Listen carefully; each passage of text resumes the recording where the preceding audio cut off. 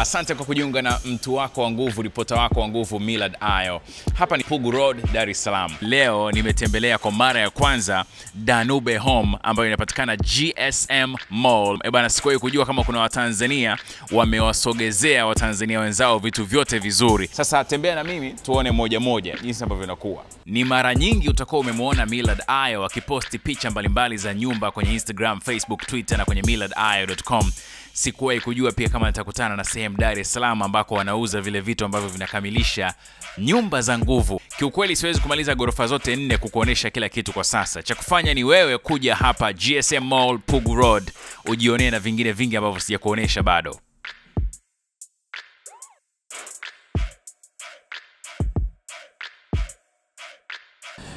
Waandishi wa habari, kwanza nichukue nafasi kuwapongeza sana wa Dar es Salaam.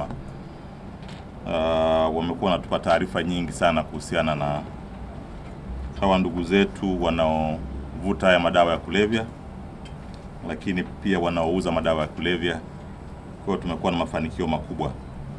Kwa hiyo kuanzia tarehe 7 kwa maana juzi tarehe 7, tarehe 8, jumla watumwa 84 tumewakamata wa madawa ya kulevya, lakini jumla ya kete 18 za madawa ya kulevya ndani yao kuwa ni heroin au ni cocaine zimekamatwa maeneo mbalimbali jijini Dar es Salaam.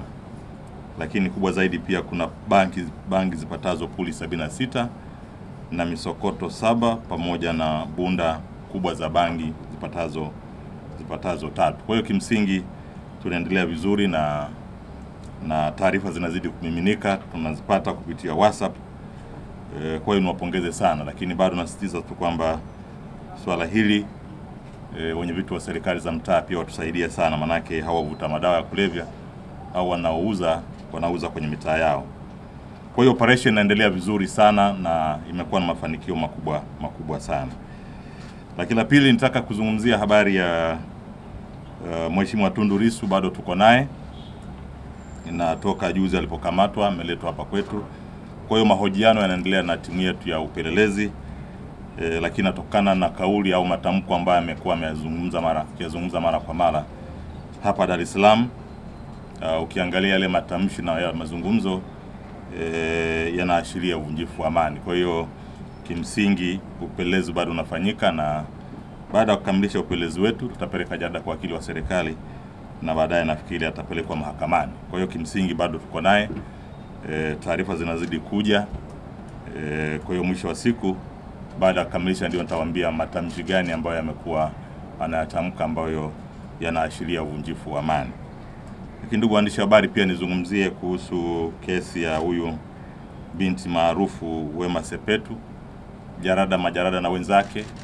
Jadala lake limepelekwa kwa wakili wa serikali, imeshakamilika.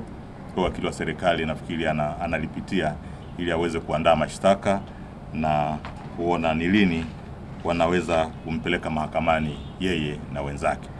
Kwa hiyo kimsingi nitoe tu wito kwamba wakati huu si wa kutoa taarifa kwa ajili ya kumkomoa mtu fulani. Kwa kweli tunapata taarifa zingine ambazo utaona ni maadui, mtu analeta taarifa kwa sababu ana chuki na mwenzake, kwa hiyo matokeo yake analeta taarifa, tunapoteza muda mwingi kushughulikia lile swala la baadaye unakuta sio kweli. Kwa hiyo wale wanaotupa taarifa kupitia SMS, wanatupigia simu, tafadhali sana mtupe taarifa sahihi.